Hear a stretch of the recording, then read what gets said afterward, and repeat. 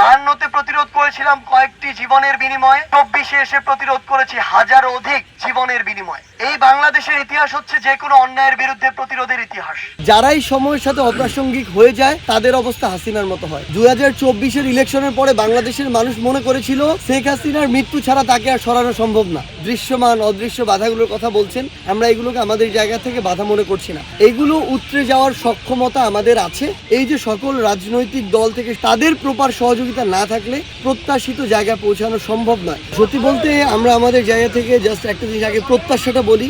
প্রত্যাশা করি যে এই যে রাজনৈতিক দলগুলো আছে তারা তাদের জায়গা থেকে ব্যক্তিগত, গোষ্ঠীগত, দলীয় এই স্বার্থগুলোর আগে বাংলাদেশের স্বার্থকে প্রাধান্য দিবেন, বাংলাদেশের মানুষের স্বার্থকে প্রাধান্য দিবেন। যদি এটা দিতে পারে তাহলে যেই কাঙ্ক্ষিত ফলাফল আমরা অভ্যুত্থানের পরবর্তী সময় দেখতে চাই, যেই পরিবর্তনটা দেখতে চাই সেটা দেখা সম্ভব। কিন্তু আমরা আমাদের জায়গা থেকে মনে করি এই যে সদিচ্ছাটা, সবার এই জায়গায় এই সদিচ্ছাটা আরো বৃদ্ধি করতে হবে, তাহলে আলটিমেটলি যে রেজাল্ট আমরা চাচ্ছি সেটা পাবো।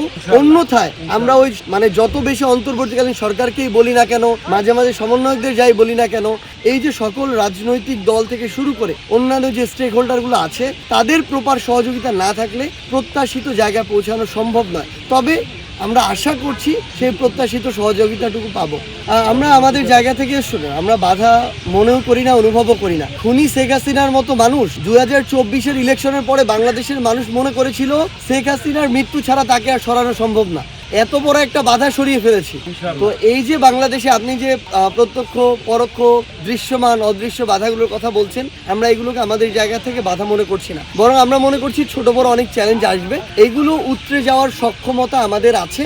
যদি আমরা ঐক্যবদ্ধ থাকি তাহলে এগুলো কোনো বাধা নয়। এবং আরেকটি গুরুত্বপূর্ণ বিষয় হচ্ছে বাংলাদেশের অন্যান্য রাজনৈতিক দল বড় হোক ছোট হোক, তাদের মানসিকতা বর্তমান সময়ের সাথে কতটা প্রাসঙ্গিক তারা এখান থেকেই বোঝা যাবে যে তারা অন্যদের প্রতিযোগিতার জন্য কতটা স্পেস করে দেয়। তারা যদি স্পেসটুকু করে দেয়, সুস্থ প্রতিযোগিতার পরিবেশটি বজায় রাখতে সহযোগিতা করে, তাহলে আমরা মনে করব যে এই সময়ের সাথে প্রাসঙ্গিক মানসিকতা তাদের দলের আছে, দলের নেতাকর্মীদের আছে। যদি না থাকে, যারাই সময়ের সাথে অপ্রাসঙ্গিক হয়ে যায় তাদের অবস্থা হাসিনার মতো হয়। 1952 সাল আমাদের মুখের ভাষা কেড়ে নেয়ার জোর জবরদস্ত একটা চেষ্টা করা হয়েছিল, আমাদেরকে বাধা দেওয়া হয়েছিল, আমরা জীবন দিয়েছি, রক্ত দিয়েছি, কিন্তু প্রতিরোধ গড়ে তুলেছি।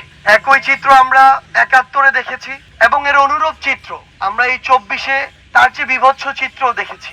আমরা শুধু আমাদের অধিকার চেয়েছিলাম, আমরা আমাদের কথা বলার স্বাধীনতা চেয়েছিলাম, আমরা একটা মেধার ভিত্তিতে একটা চাকরি চেয়েছিলাম। এই যৌক্তিক কিছু কথার জন্য ক্ষমতা পিপাসু একজন খুনি হাজারের অধিক আমাদের ভাই বোনকে হত্যা করেছে, অর্ধলক্ষ ভাই বোনের রক্ত ঝরিয়েছে। কিন্তু এই যে 24-এ এসেও আমাদেরকে বাধা দেওয়া হয়েছে, আবার ওই 144 ধারা দেওয়া হয়েছে, আমাদের সামনে আবার অস্ত্র ধরা হয়েছে, কিন্তু আমরা আবারও প্রতিরোধ করেছি। 52-তে প্রতিরোধ করেছিলাম কয়েকটি জীবনের বিনিময়ে, 24-এ এসে প্রতিরোধ করেছি হাজারো অধিক জীবনের বিনিময়ে। এই বাংলাদেশের ইতিহাস হচ্ছে যে কোনো অন্যায়ের বিরুদ্ধে প্রতিরোধের ইতিহাস। 52-তে আমরা আমাদের ভাষাকে আদায় করে নিয়েছি।